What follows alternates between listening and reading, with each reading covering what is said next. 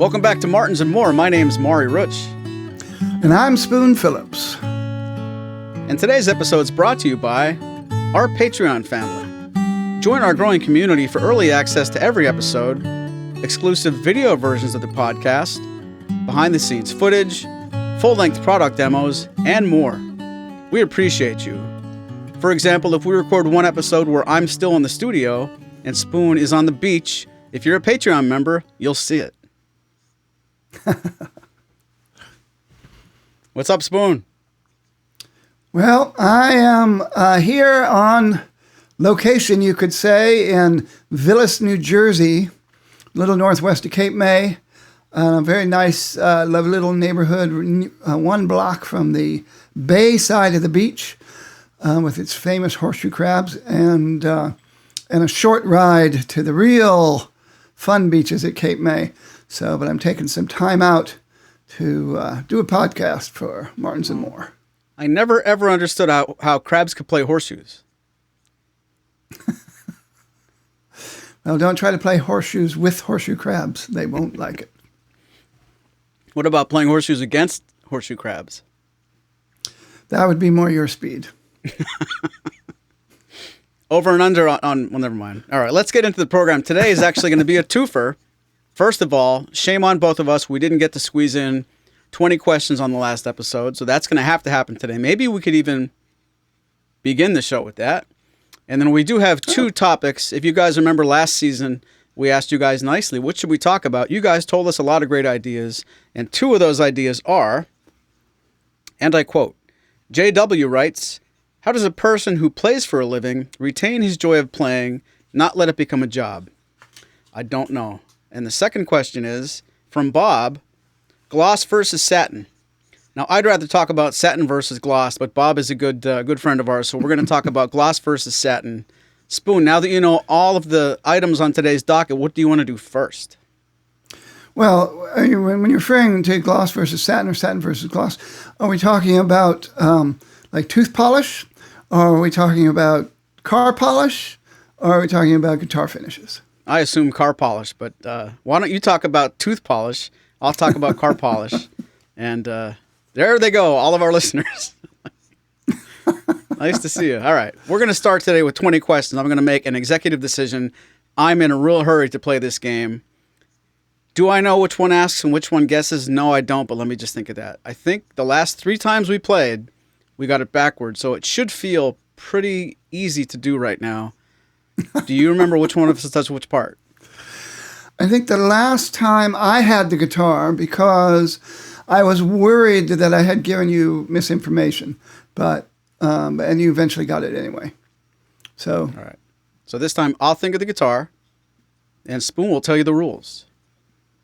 That's right. This is 20 questions. This is the game that we love to play, where one of us, in this case the smart guy, being Maury, is thinking up a Martin guitar that's available for sale somewhere in the United States at this very moment, and probably many places.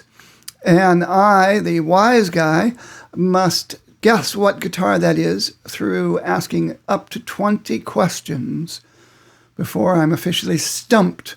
I can guess 3 different models, but they count as part of those 20 questions. And so is the Swami conjuring a guitar in his mind at this moment? I have thought of a guitar, 20 questions on the clock, and go. Is this guitar made in Mexico? No. Okay, so it's not made at Navajoa. That means it's got to be made in Nazareth, Pennsylvania. So that limits it down to a big bunch of guitars. Is this guitar made with the dreadnought body shape? Yes. Ooh, that narrows it down to, I don't know, how many dreadnought models are there? So, does this guitar have a rosewood back and sides? Yes. So, is this guitar made with the traditional high-gloss nitrocellulose finish? The finish is satin. I see. Is this guitar found under Martin's current category of limited or special editions? No. So it's a satin finished dreadnought that's made in Nazareth, Pennsylvania. I just said it wasn't made in Mexico. I don't know where it's made. And so, how many guesses are we up to now? Jeez. 6. I lost track. So, Mexico, dreadnought. Dovetail. I didn't ask that. Yeah. So, You asked if it was made in the traditional dovetail neck joint. I said yes. no, I said, no, I most certainly did not. But thank you for that. That helps a lot because that just wiped out all of the satin finished dreadnoughts. So is this an artist limited artist model, custom artist model, whatever they call them these days? No. That's the look I want. That's the expression we're going for, folks. Does this guitar have a spruce top? Yes. Does this guitar have artwork printed or painted on the spruce top? Literally, the word artwork will make me say no 9 questions. It's not a painting. Okay. It's not scenery. It's not a portrait. It's not. I'm not trying to lead the witness, but it's not. All right. Well, let me put it this way: does this guitar feature one of Martin's sunburst finishes? No. Okay. So that's just double checking that. So we are talking about a model that has a satin finish. Is this the D-Boke? No. 12 questions. Ooh, because that would qualify for everything we just talked about. That's satin mahogany. finish. It is mahogany. Oh, you're right. Sorry. I was thinking I was caught up in the whole finish business. But, It's okay. okay. Now you got me really stumped because satin finish, full dovetail neck joint, and I can't think, and I think the Boke maybe not even had the full dovetail neck joint. I can't think of a guitar that qualifies for that. So, and it also clearly has an unusual top in terms of the decor. Our fans might torch and pitchfork me at the end of the way we both define the word artwork, but we'll see. It's unintentional. Well, I was reaching for one of the Robert Getzel ones, but so is the rosewood on the back and sides Indian rosewood? Yes.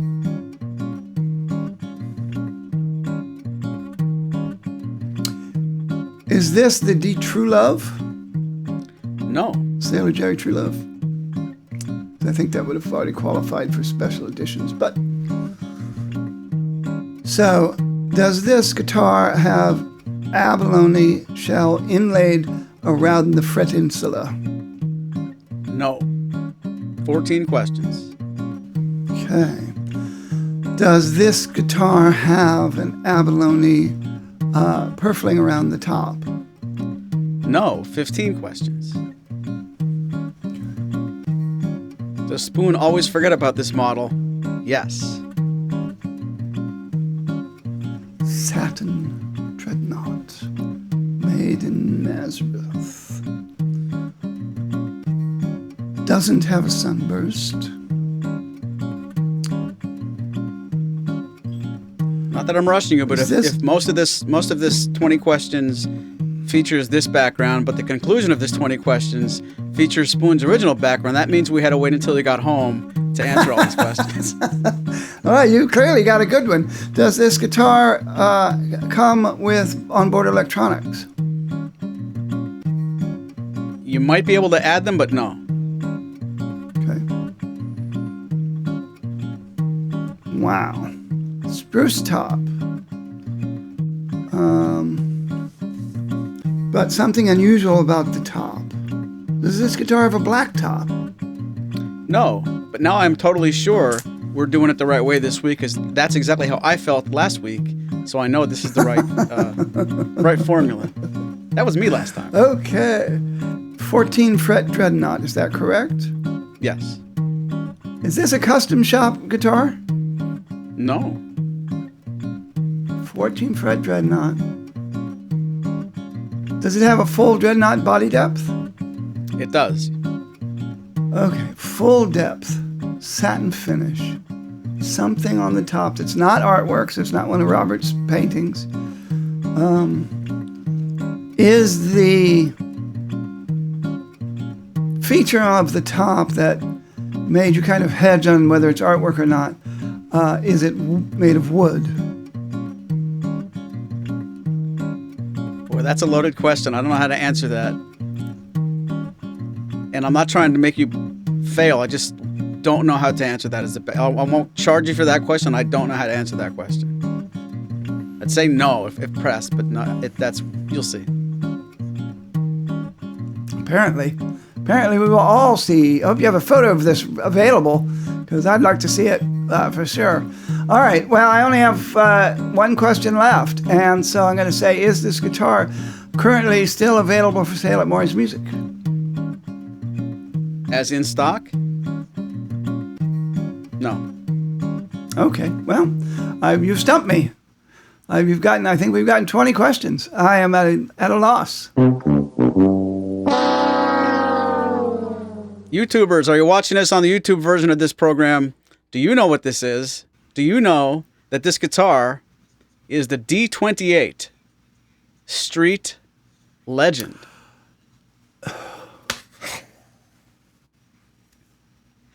Now, you're so famous on this program for forgetting about that model that I thought after you had hit 2 or 3 brick walls way before 10, it would automatically go right to the front of your brain.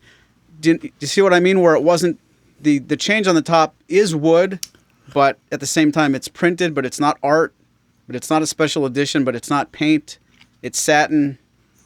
Judges, are we going to allow this? I say we get Tim Teal on here and ask him if he thinks that's artwork, the amount of craftsmanship that went into the making of those stops. Okay, so the Street Legend is a D28, but as stated, it's got the catalyzed satin finish, and the top is a photorealistic depiction of an old D28, and it's actually pretty cool. I think it looks really cool. So it's got a lot of, wear in it like you would get from something like an authentic series aged model, except it's actually painted on the top. And it's a pretty remarkable achievement, because certainly till you get extremely close to it, you would never know that it's not the real deal. And I think that's pretty cool. All right, Bob, let's get back on track here. We're going to tie in a nice segue. We just had a really rousing game of 20 questions that involved the Satin Top Martin guitar. And as we talked about on the top of this program, our friend Bob wants to know, how about we talk about gloss versus satin? I'm going to come at that from the point of view that whatever that could mean, we should probably try and touch on. Is the sound any different? Does the guitar look different? Does the guitar respond different?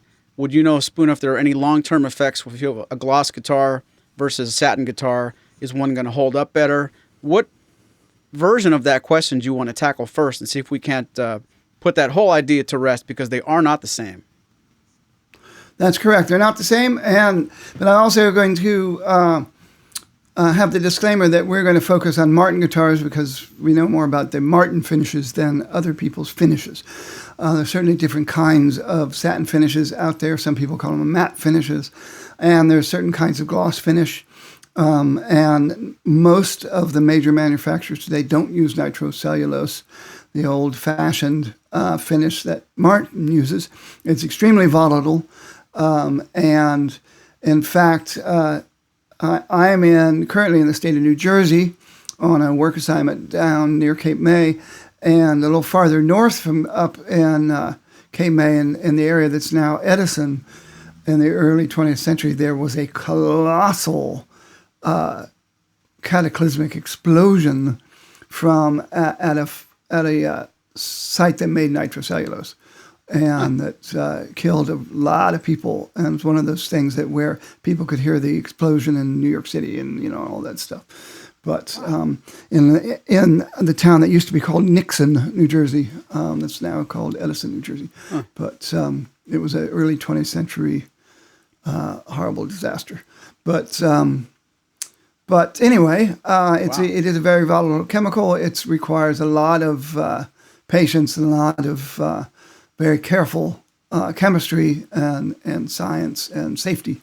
And so it's not used that often, but it is one of the reasons Martin guitars sound the way they do, which then implies that Martin guitars that don't have that finish don't sound the same as those that have the nitrocellulose. And I think it's pretty obvious, going all the way back into the 1920s, 1930s, that the satin finished guitars that were used in the lowest priced Martins during the Great Depression era also did not have the full gloss finish, and they do sound different from the ones that had the full gloss, not just full gloss, but the full nitrocellulose finish.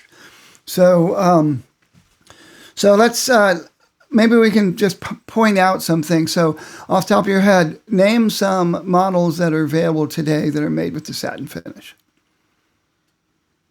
Models today that are made with the satin finish from Martin, I would say the DSS 17 Whiskey Sunset. I'm going to dip back into that part of Martin guitar heritage that Spoon has no recollection of. The D28 Satin, the D18 Satin. And joking aside, not that long ago, Martin finally offered D28s and D18s in your choice of full gloss or satin finish, so those would count. Am I right to say the 15 series? I know they're not gloss. That's correct. Yeah. So something like a D15M would be that. I wouldn't be saying anything like the X series. There's a certain argument that those are not nitrocellulose gloss guitars, but there are times, not to point on anything bad or ugly, but we'd get an X series guitar in sometimes and it'd have a little bit of a mark on it, and I would email my customer service rep internally and I'd say, there's a problem with this finish. He said, no way, there can't be. There ain't a finish on that guitar. So that's another argument altogether. The X series, while you guys probably do know that they're not gloss, we're not going to even count them as satin because that's something all on its own. It's a hand-rubbed finish. They started these with the Junior series, and they've expanded on that. It's a hand-rubbed finish that's basically, if I remember correctly, it's basically linseed oil. That's somehow involved if it's not just linseed oil. But you basically get a nice looking finish. What you don't get is a lacquer finish. It's not a lacquer. So you're not getting like a protective lacquer on the outside of it. So it's still a finish in the same way that any kind of furniture polish can be considered a finish, if you will. But yeah, so the 15 series is where they really came back in the modern era, and so you had a finish similar to what that was probably called a matte finish in the 30s that you had had on the 17s and eventually on the 15s when there were some guitars that had 15 on the end of them back then that were not what you think of as a 15 series. The closest thing you came to that was the 17 series, the 0017 being a 14 fret model that's quite prevalent from the 1930s. That was essentially what we today would call a 0015. The first 15 that you would think of as a 15 being a mahogany guitar was the 015 that came out in 1940 and was, Woody Guthrie called it the People's Martin because it was the lowest priced Martin available. So basically no cosmetics, no binding, no trim, and it was really just all about the woods. And then they brought those back with the modern 15s, which is the same idea. So a mahogany back, sides, and top, very little in the way of cosmetics, and even in the modern era, the herringbone rosette's actually a decal.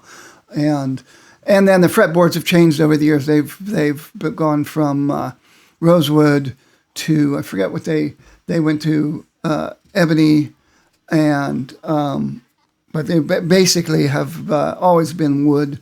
15 series has always been wood, but it's always had the satin finish.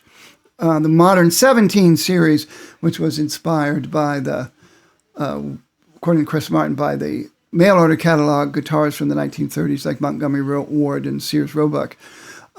Those are lightly built, and they have the 15 series finish on them as well. So there you have spruce guitars, and it's very thin. It's a one-coat finish, so you can actually feel the wood through, through the finish, which is very cool.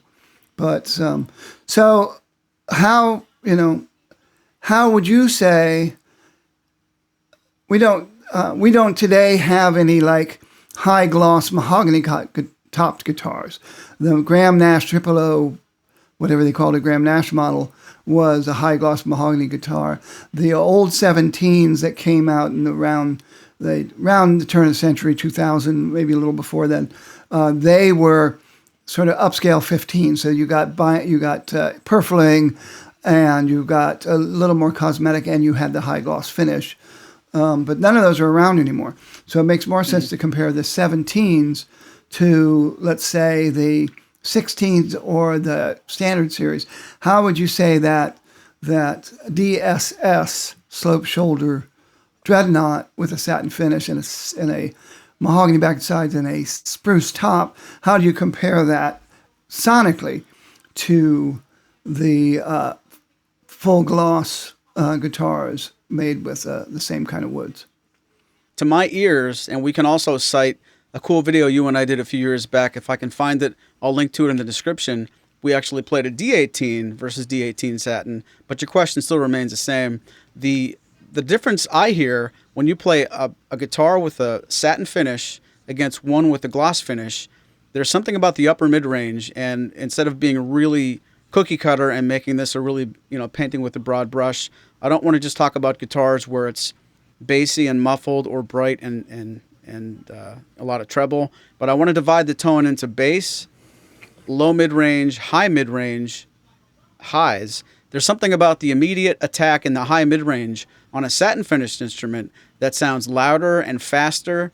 And when I say faster, I mean if you're going to strum a chord across a guitar, something happens where it sounds bright and in your face and very direct, especially in the upper mids on satin, that sounds a little bit different on gloss. And what I really mean to say is the gloss has a little bit of a warmth, and maybe a bad example and a bad extreme case of this would be if you put a blanket over the sound and you made the guitar sound like it doesn't respond as clean and clearly. That's certainly an exaggeration, but something about satin almost lets the sound come out faster, more immediate, and it's got I almost want to say like a brand new set of strings versus that same set of strings a little bit later. There's a zing and an articulation to satin that at least when you first hit it, I don't know about the sustain or the overall voice, but the immediacy of satin is easily noticed. And I remember there was not to go on a tangent, but there was a custom shop.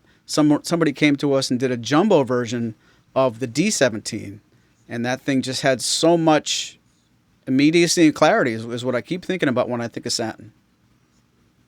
Wow, I would have liked to have seen that guitar. I don't think I ever saw it. Bet you that would have made a pretty cool 12-string model as well. Yeah, I think that's a very good way to put it. I think the satin finished guitars, and particularly those lightweight 17s, you can just feel the guitar vibrate against your body. It's so alive and it's so resonant. And a full gloss finish grips the guitar more and holds it more in place. I think it makes it more reflective. It's still very thin wood. It's still obviously resonating. My guitar that's in this case right now is old enough now that it's amazingly resonant. But it's got the thin, it's got the high gloss finish, but it's a thin finish, and for the like you would have on the Authentics, and it's just so insanely resonant. But yeah, you get a very pleasing resonance, and I think it helps the 15s a lot. I think the big difference between the old 17s and the old 15s, the 17s sounded thunkier, and I don't want to use a negative word like deader, because I know people who really like the sound of their old 17s, but it definitely was not as open and airy and and vibrant a voice. And I think it helps those hardwood tops on a mahogany guitar tremendously. I think when the 16s were changed in the late 20th century, they came out in the 80s and through the 90s as kind of oddball series that had things the standard series didn't have. The mahogany models that were, they were mahogany models, but they had scallop bracing where the standard series still had non-scallop bracing. They had tortoise when the standard series had black, but they also made them in other alternative woods like maple and ash and whatnot. Mm-hmm. When they switched to what led to the modern 16s, and they became more of a economical choice out of Nazareth, and they changed the neck joint, and they also changed to satin finish, as they did even before that with the Rhodes series instruments and back then. And a lot of people, including myself, thought the sound difference, how you put it, like the fresh string, the zing to them, a kind of vibrancy that was different than a traditional Martin. But the sound difference was attributed by people like me to the mortise and tenon neck joint, and really didn't at the time stop and think about the effect that a satin finish on the back and sides would have. And I do, in hindsight, think that was part of the difference. It wasn't just the neck joint difference. And today's 16s have a satin back and sides. And you can also now order them. I don't know when this started. It may have started at the same time of the Street Legends. You can order your 16s now with a satin top if you want. Yep. And so it's tricky to talk about sound without wanting to leap to preferences and what's better. But just to point out, George Loudon's guitars are highly prized around the world, and his guitars have basically always had a satin finish. And there are other, major builders out there that have built with a non-gloss finish. They're not apples and apples and oranges because I don't know the chemistry of what Loudon's finish has been over the years. And it's probably not the same thing as what Martin uses. Today's Martin's non-gloss, non-nitrocellulose lacquer is a catalyzed lacquer, is what they call it. And I don't know. I don't know what the chemical formulas involved in it are. But it's not exactly the same. It's still a lacquer. It's still protective. It's still, in both cases, nitrocellulose, one of the cool things about it is that it does allow the wood to breathe. It does allow the wood to move. And we've all seen the old vintage guitars that are just full of those micro cracks that they call finish checking. That can happen through sudden weather changes and stuff like that. But there's a lot of debate about that actually, or, you can go back to the old violins that have cost millions of dollars, that having that catalyzed, not the catalyzed lacquer, the nitrocellulose lacquer that ages and it gets all those little cracks in it, makes the wood vibrate. There's a lot of people who feel that satin finishes do that right out of the box and already have an openness that you don't get with a brand new nitrocellulose guitar. So it's definitely a matter of personal preference. I think the mahogany top guitars in the 15 series definitely sound better because of the satin finish. And the 17 series have their unique and very pleasing sound, very alive, and very, as you said, very quick out the sound hole. Sound, is due a lot to that very thin one coat satin finish. Well, like that one scene on The Simpsons where Homer says, "Can I play devil's advocate?" And she says, "Yeah," and he goes and plays a devil's advocate pinball machine. Can I play devil's advocate and see if we can't get some flames going in the Patreon and on the YouTube version? I'm going to go on a tiny bit of a tangent. Blue Ridge guitars have a poly finish, and I'm going to really make a very, very general statement so this program doesn't go on way too long. But in general, we've had a lot of customers ask us over the years. They'd say they like the Blue Ridge BR 160, but it's kind of overbuilt, it's kind of overfinished. And this doesn't mean that this person's correct. I'm just saying it's not uncommon for our customers to say things like, that guitar seems a little bit overfinished, a little bit smothered is a bad exaggeration, but put yourself in that headspace. If a guitar's got too much finish on it, it's overbuilt and it's overfinished. And then if you go to a guitar that's not poly, not a heavy poly, but it's a light nitrocellulose, you hear the guitar more, it's not as suffocated. You go from that gloss to a satin version, even less so. Is it fair to say in general that the less the guitar is finished, I won't use the word better, the stronger it sounds and the more projective it becomes? That's interesting. I'm a big believer in the fact that we all have our own vocabulary for sound, and what is bright to one person, it means something to different people. And I often, quote back in the day, but long before the unofficial Martin Guitar Forum and all that, somebody was on one of those guitar forums and lambasting me and other people for having descriptive language about sound. He says, all I need to know is the guitar is warm or if it's bright, as if those are opposite ends of the same spectrum. And both of those words can mean a lot of different things to different people. But I actually said to him, but if a guitar is not warm, does that make it cool? And as a guitar, if it's not bright, does that make it dark? Because those would seem to be two totally different spectrums for me. So I will say they resonate in a different way. Is it more resonant? I've never, I don't know. I'm sure Martin has all the science when they, sit there with their spectrometers and all that stuff. And have all the background science that they never share with anybody very often. But I will say that George Harrison and John Lennon played Epiphone Casino guitars through a good chunk of at their height, let's say, post-Beatlemania, when they're into, the serious songwriting and all that.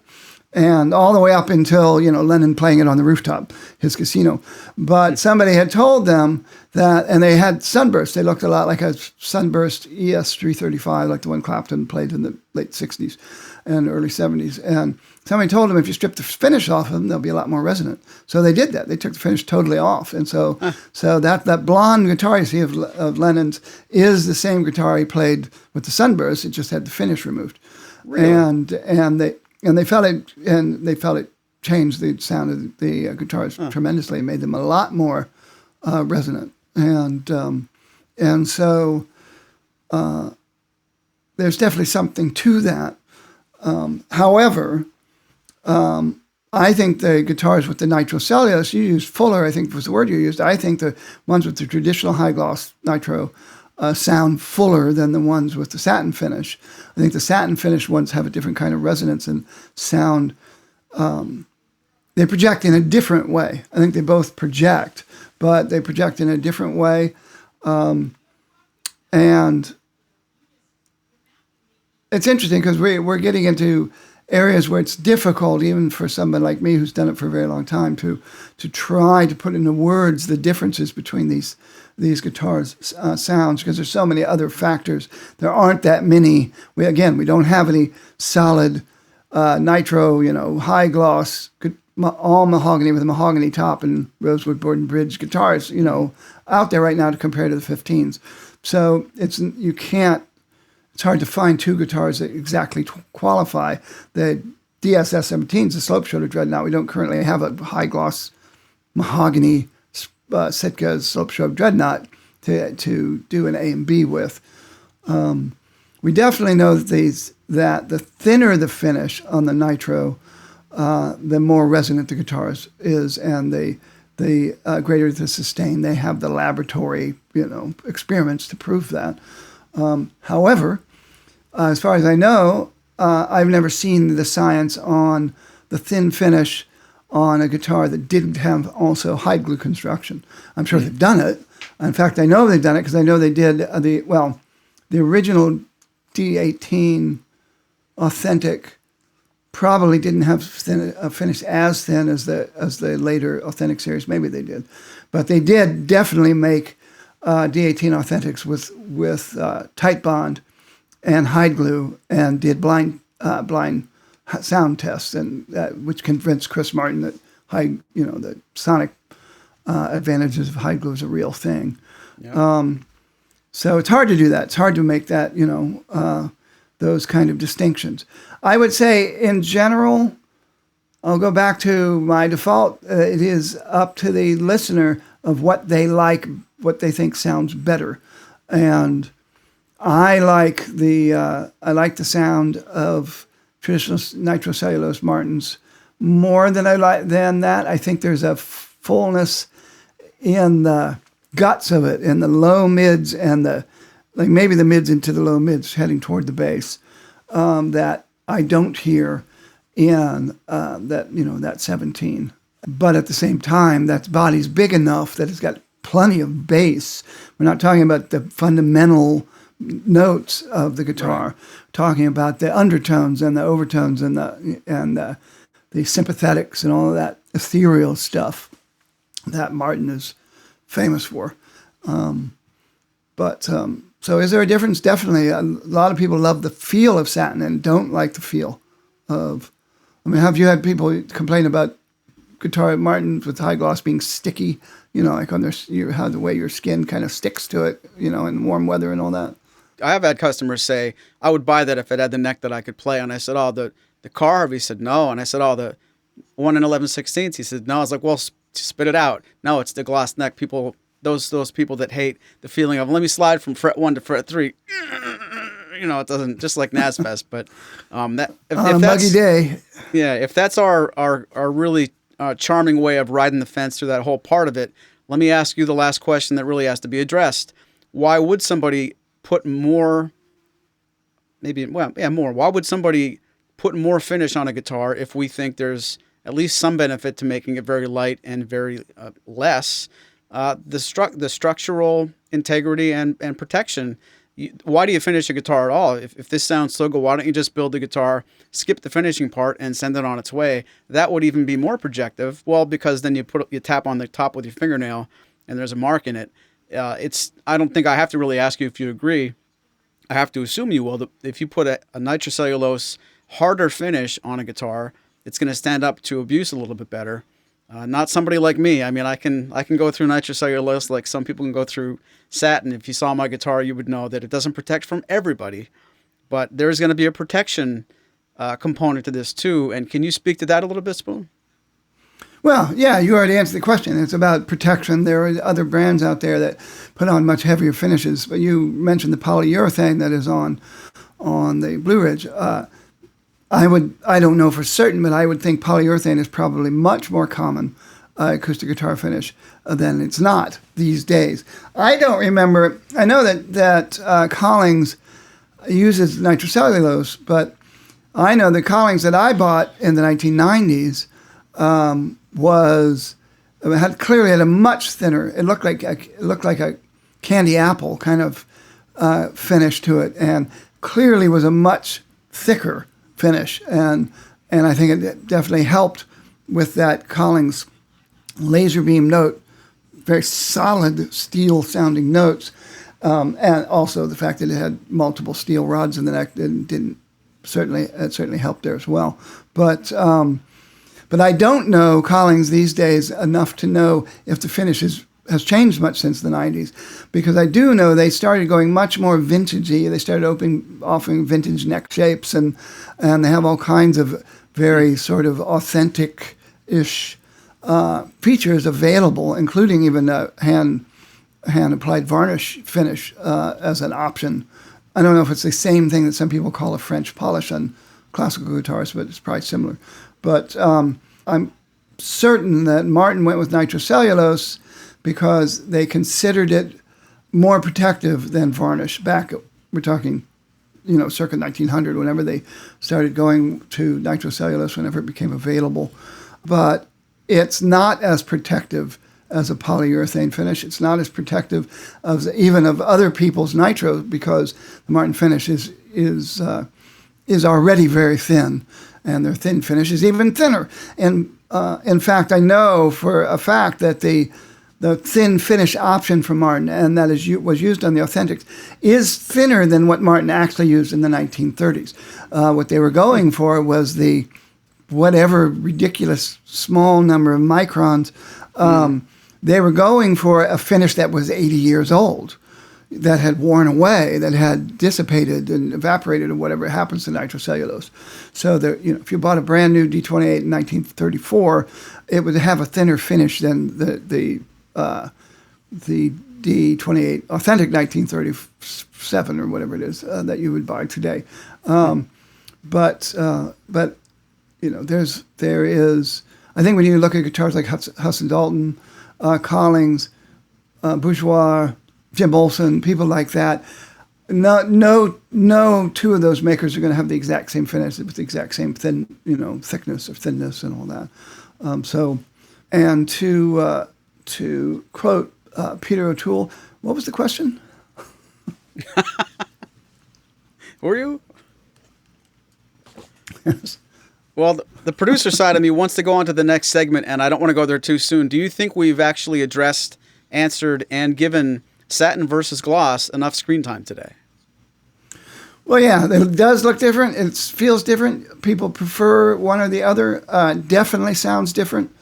I'm sure Martin would love to make you an HD28 with an all satin finish for you to find out yourself, alongside of the one with full gloss that you buy at the same time, and make that decision for yourself. I'd be curious to know which one you ended up selling, but I think I know which one I would end up selling. But I'll always, I think, prefer the nitro gloss nitro. But I will also prefer the thin finish version, which does dent very easily, so you can't start complaining about dings. One last note about that, because some of you may bring this up. They discovered recently through correspondence found in the Martin archives that the guitars in style 28 and below were not made with the full gloss finish of the 42s and 45s in the old days, in the 1930s and before the 1930s. It was a semi-gloss. It was a toned-down gloss, and that they referred to as satin, I think, in those days. So I want to make it very clear, it is the exact same finish as the high gloss. So we're not talking about the same thing. The stuff on the 28s that they now call vintage gloss in the authentic series in the 18s was this exact same finish. It's just buffed a lot less. It just has a lot less buffing in it. And it was really just a cost-cutting thing to not spend the time required to buff something up by hand I'm sure they used machines like wheel-driven machines in those days, but they did spray it on by hand. They put it on by hand, and we have the exact formula used, and it is it's basically the same nitro. It's just buffed differently. So that's different than today's satin finish that we're talking about. Just to be clear. Well, I can't put a bow on this part of the episode before I ask you: does that mean people who own a satin finished Martin guitar can buff it to a gloss? It happens all the time. They do it all the time. People buff their headstocks. They love to have this headstocks buffed out. People buff the necks, even though the neck's going to buff up anyway if you play it, for 3 or 4 years. But there's definitely people doing it. I would say, as a caveat, do not over buff it, because it's not nearly as thick as the stuff they put on the gloss tops to buff to gloss. So you're going to be taking down that finish even thinner as you buff it out. So you want to be very careful if you want to buff out your 15 and make it nice and shiny, or your 17 or your 16. Just bear that in mind, that you'll run out of finish and could run into trouble. So be careful. But I know of many people who've done it. And we have to be very careful if we're going to try to fit 2 topics in one episode. Thank you very much, Bob, for satin versus gloss. Anybody watching this on the YouTube version, please let us know in the chat which one do you prefer. But JW brings another good point, and this is something I could speak to probably more now that we're closing down our store and I'm needing to maybe bring home the bacon in a little bit of a different way. He wants to know, how does somebody who plays guitar for a living keep it fun and make it not feel like a job? And I have some opinions on that, Spoon. Who should go first? Well, I'll go first briefly, since I talked so much the last time. I just want to say, just the other night, I watched on YouTube, it's available on YouTube, a full concert of the Moody Blues at the Royal Albert Hall. and I'm pretty sure it was from 2018. It might have been 2017. And the drummer was having the time of his life, and he was so into it, and he was so, and unfortunately he's not with us any longer, but he was so clearly into the performance. This wasn't like, just because it was some reunion thing, they were doing a full tour and all that. And he was into what the other performers were doing. He was totally locked in and just smiling and laughing and just, and really getting off on, he was in the moment. He was in the song. And even though he wasn't the singer and he wasn't the guy playing the melody, he was telling the story of the song. And I would just say that's what it is for me, but you gig way more than I do. So I'm really curious to hear about you when people request the same song that they've requested every time you go, and you have to do it and that kind of stuff. How do you it's like being a Broadway actor. How do you do 8 shows a week and keep it fresh and keep it interesting and so you're on. All right. Well, I will answer for both of us when I say we'd probably have to put this in a little bit of an asterisk. We're not literally 2 people who play for the living that you would think of if that's all we do and that's how all the money comes in. So at least I hope I could speak for Spoon when I say we play for a living at times, but we have other things to fall back on. Now, in my specific case, it's interesting. When I first got married, and I had been playing probably full-time 4 or 5 nights a week. If I remember correctly, it was like I had a steady Tuesday, Wednesday, Thursday gig, and every weekend I played either Friday or Saturday. So I was making my full living at playing cover songs in local restaurants, and it wasn't the, making a living at like I'm going and playing a tour like Spoon just said, like the Moody Blues. Not my original music, and not something that, to me, that's another level of playing for a living. There are people who actually, tour on their own material. I never got to that level, but I was enjoying, maybe for a little bit more than a year and a half, playing in the evenings, and that was my income. The way I would answer it and put it in perspective, that was when I was in my late 20s. It was my first time doing it, so I didn't have 20 or 30 years of exhaustion or being sick of hearing certain requests. That whole thing was years and years into the future. So the times I was doing it for a living, I really, really enjoyed it. If there was any moment once in a great while where it felt like a job and it was hard to keep the enthusiasm up, where I didn't want to play that song again Saturday because I just played it every other night this week, that didn't really creep into my mindset. I was having so much satisfaction out of being newly married. Everything's fun anyway. And I was playing in the evenings, and I had all day to work up new material, and I took the craft a little bit more seriously. And I spent my free time making sure that when I got in front of people, I was probably, let's be honest, on my game more for sure. If you're going to play Tuesday, Wednesday, Thursday, Friday, 3 or 4 weeks, after a few months, let alone over a year, it can really get to be well oiled. So that wasn't a problem for me. Then we ended up ramping up the store, and I ended up playing as a side income and a lot of things for free, and a lot of opportunities to play music where money wasn't involved at all. Fast forward to now, you're asking that question of me in 2024. We're retiring the Maury's music retail side of things, and this can sound convoluted, and even some of my closest friends don't exactly know what I mean when I say that. This is going to take a path very soon. We're going to be out of inventory, and I'm going to basically be selling, little trickling guitar orders and guitar parts orders, but this is not going to be my job anymore. Spoon and I are going to continue the podcast.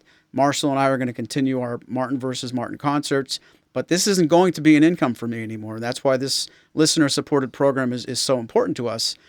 I'm going to have to play more guitar in restaurants and do some more cover gigs than I ever used to, because now that's going to pick up some slack.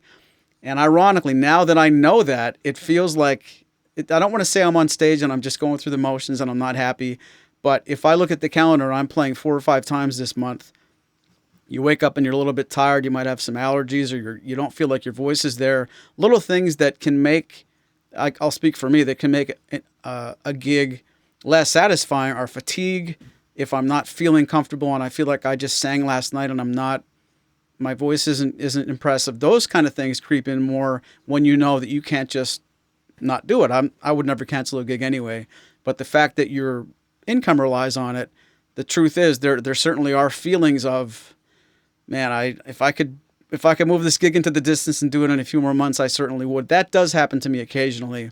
But I'm more often than not, like the drummer Spoon mentioned a few minutes ago, that it's a love. I hope people who see our videos, whether it's the NASFest stuff or or even our demos and me doing something on YouTube, if I didn't love it, you would certainly see it. So I don't know how Spoon, how often you go and play a gig where that creeps up into your mindset, but I can't say that it happens that much for me. It's interesting. I don't perform nearly as much as I used to, but like for instance, Chinatown, people ask me to do that a lot, and I still do it, and I think in the moment, I like telling that story, and I like that, and it's and whether this is as David Crosby used to say, it's not because I'm a jazz genius that it comes out different every single time. So, and I've learned that that's just how I did it this time. So there's no perfect way to do it. But I remember seeing Neil Young in 1986, maybe. And I just remember I had to play hooky from a dress rehearsal well, it wasn't dress rehearsal, play rehearsal, to go see him. And he was talking about a song that he got to the point where he couldn't roll down his car radio without hearing the song, and he just grew to hate the song and never wanted to play it again, and swore he would never, ever, ever play it again. But, 20 years later or so, he went back to playing Heart of Gold. I'm sure people get tired of songs. I saw Jackson Browne at Radio City in probably 87, and somebody yelled out "These Days," and he actually stopped and explained that he doesn't do that song anymore. And I, instead of, which I thought was kind of bad, kind of put that person on the spot, saying I don't do that song anymore. But for much the same reasons. And I'm sure a lot of artists, there's songs that they retire just because they get tired of them. I go see my friends Life in a Blender in New York City all the time, and there's lots of songs from their albums back from 10 years ago, 20 years ago, that I would love to see them do. And it's always fun when they pull something out, but they're much more interested in doing mainly new material. There's a few chestnuts that they know people want to hear.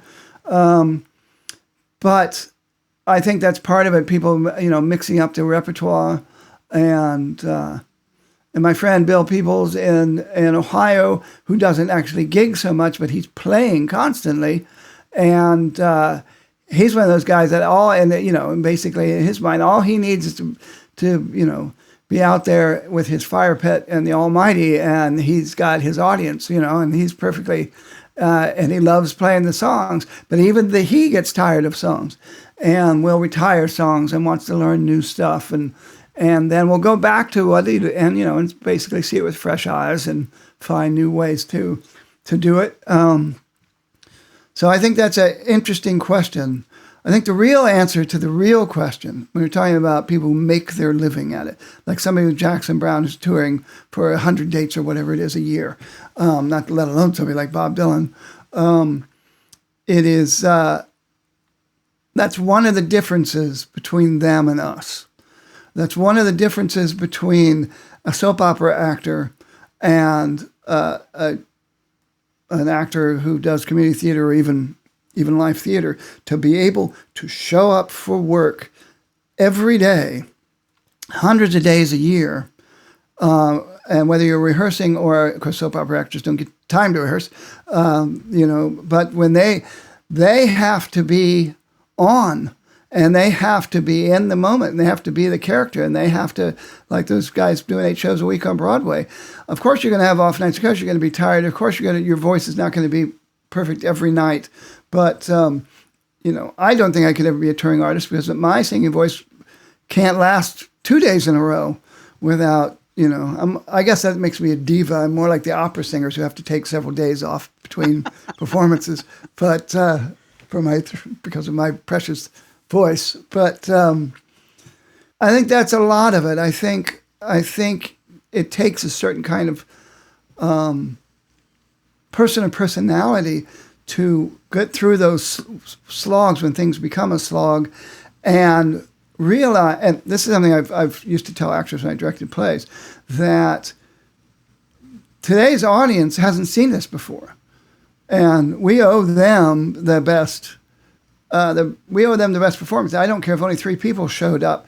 That's they paid to come see you, and the fact that they're not some big agent, or that the house isn't full, doesn't mean they should get a show any less. And I love seeing there's some wonderful videos out there of Ziggy Stardust and the Spiders from Mars.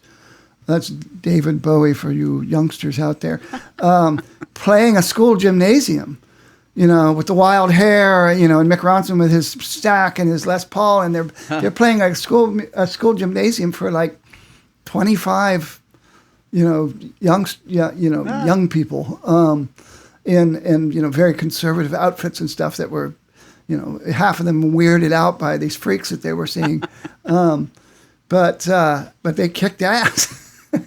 I don't know if you have to bleep that on these or not, but yeah, it's David Bowie. Just watched Keith Richards today on a video of him coming up to the mic and singing a song with the Stones, and then that got me cooking. And I went back and was watching some Expensive Winos, his band that he had with Neville and Waddy Wachtel and those guys, and Bill Lee for a while on bass and stuff. But there's a guy who's played 1 million shows and absolutely loves being in front of an audience, absolutely loves telling a story, absolutely loves kicking it out regardless of what shape his voice is in and whatnot.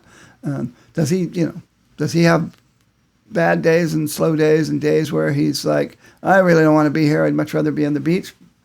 Probably. But, I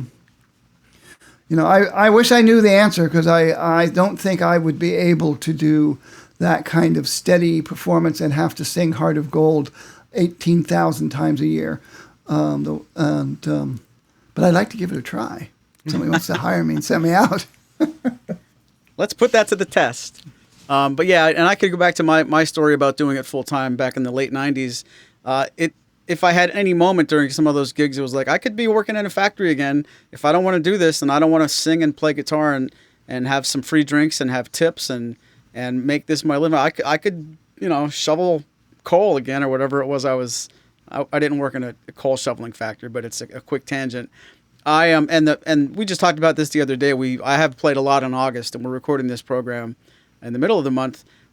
It's the getting all your gear there, setting it all up, making sure it's not working, making sure it will work in an hour, and then tearing it all down and traveling with it. It's nowhere near the big, the Jackson Browns and the Bob Dylans where you got to take this show and move it from city to city. But moving your gear from your home into this restaurant, making sure it's working, getting it home, that's what we get paid for. And we often make the joke, at least my drummer and I, we would probably go and do next weekend for like $15 if somebody would move all this crap and set it all up and be able to walk out, make sure your guitar's in tune because somebody's done that for you already, play these songs, go home with your guitar, and all the other stuff is taken care of. And not that it's a lot of stuff, but there are some nights, and if you just played Wednesday, Thursday, Friday, and now Friday and Saturday again, by that second Saturday, you're sick of moving that stuff. So it's not even necessarily singing Heart of Gold. It's like Heart of Gold and then 2 more songs, and then we got to move all this stuff, and it sounds lazy. And of course, if I didn't get that exercise, I would get none because I'm not bike riding as much as I should. But that's part of if any of it creeps into like, oh, this is a job, that's the job,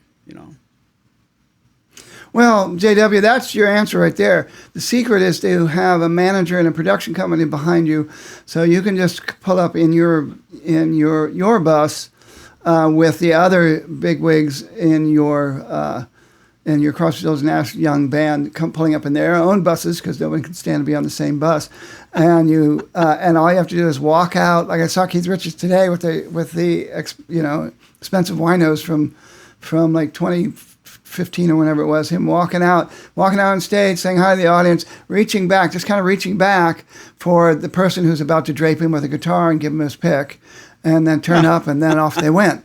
And I'll tell you one thing, one of the hardest things for me when it comes to performing in modern times with aging hands is carrying my guitar everywhere. And that's why I now use these. In the background, you guys can, if I don't know if you can see this on the long shot or not, but there's a case back there with the guitar I brought down here. That's actually one of those fancy Blue Ridge padded cases that I bought from Maury's Music in Coaldale, Pennsylvania, because some people would upgrade to solid cases, and they had some of these laying around. But I upgraded to soft cases whenever possible. But, you know, I can flat guarantee you Jackson Browne and Bob Dylan and Eric Clapton stopped carrying their own guitars a long time ago. And somebody else, all that's done for you, I'm sure that helps make it a little easier. So that's it, JW. Get working on getting that production company and that manager, and you'll be in the clear. Although, quick side note to that whole thing, I know our good friend Chris Davis saw Steve Morse at the Iridium years ago. I don't know if he saw the Dregs or if he saw some other version of that band, but something happened where, I don't remember why, but they needed to bring more PA in at the last minute, or something was failing. And Steve Morse was one of the guys hauling gear out of the truck. And he was like, wow, I'm sure you can get out of that if you want to. And that's points for me. If you see somebody that's going to be on stage like that, Steve Morse is actually humping gear. I wonder if Bob Dylan would help unload the truck if he had to. Not at 82 or however old he is now, but yeah, I mean, certainly. I mean, when I ran into Leo Kottke in front of town hall, and he was carrying 2 guitar cases, in a bag. He was, clearly his own roadie, nice. and own chauffeur too. But there again, somebody had been playing forever, and he, can't go a week without having to play 8 Miles High, or some of these other songs that he's done for a zillion years, and clearly still enjoys it. Is there some of it that he still needs to pay the bills with it? Sure, of course, but I think the secret is staying in the moment, and there's that commune you have with your audience that. Yep. That I feel every time, even in the noisiest bars, because long ago somebody told me you don't hear the people who are listening to you, and don't, just the fact you'll recognize that when they, applaud, not when they're, people in the background are throwing bottles at each other or whatever. But I did actually, I did the Cheese Beads. We performed in a cage. At a bar. I can't remember where it was, but we performed in a bar that actually had the band in a cage. You got Blues Brothers. We didn't attract, just about. We didn't attract the kind of crowd that required the cage, but we did play in a cage. Wow. But I was going to say, it's almost like that old thing with golf, like that one shot that keeps you coming back. It's that one song, or even that one part of one song. If you're not having the best gig and it feels like a job at that moment, there's going to be that one song when you have 2 hours to think about it while you're tearing down. The only bad part of that analogy is I don't have those shots at golf that make me want to come back. That's why I quit. But that's not for this podcast. And I really do want to say thank you, JW. That was a good topic. And hopefully you guys don't mind if on occasion we round up a couple of topics, make them into one, and get an hour out of it. So I'm not sure if either one of those could have really deserved an hour's worth of talking. But I hope you didn't walk away from this episode feeling like we squished either one too bad. I probably don't have any more really stories of worth that wouldn't just be repeats of the same thing I've said about playing gigs, but I can at least say I'm a bad example of somebody who should talk about this feeling like a job, because I'm very, very fortunate that it doesn't. Now, this podcast, does this feel like a job when you're on the beach and you're like, oh man, it's almost 12 o'clock. I got to get out of my sand chair and put my beer away, or at least hide it off camera. You'd have to ask Spoon for that.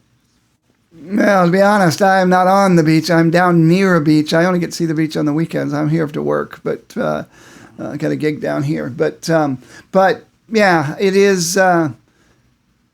Even Martin Fest. There's been times where it's like, oh man, I got to put all this pack together, and I got to go to Martin Fest. I really want to do this, and then you get there, and of course you want to do it. You can't wait when it's over. You can't wait for it to come back. And I think a lot of us still feel that way about gigs.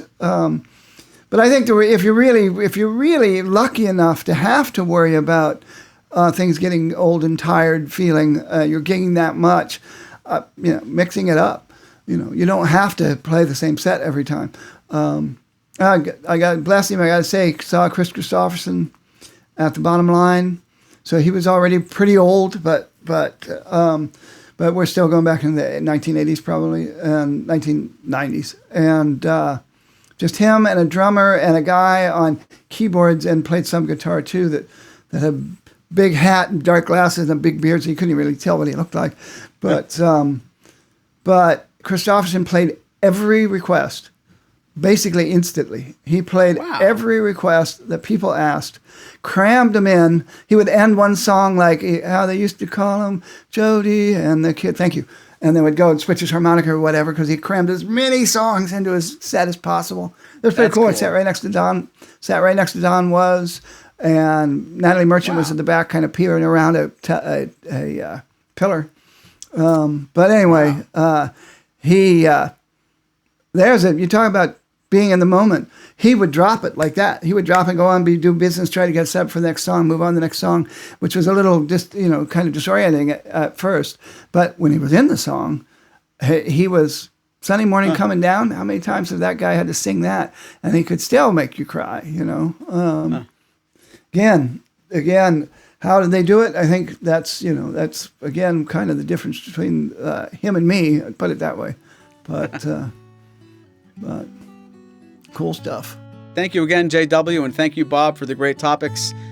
Tune in next week when we probably visit another viewer request, because this whole season is going to be at least loosely based on your ideas at the end of season 4. What should we talk about? You keep telling us, we'll keep trying to do it, and we hope you had a good time here today. From all of us at Martins and More, thanks for listening. Hear you later.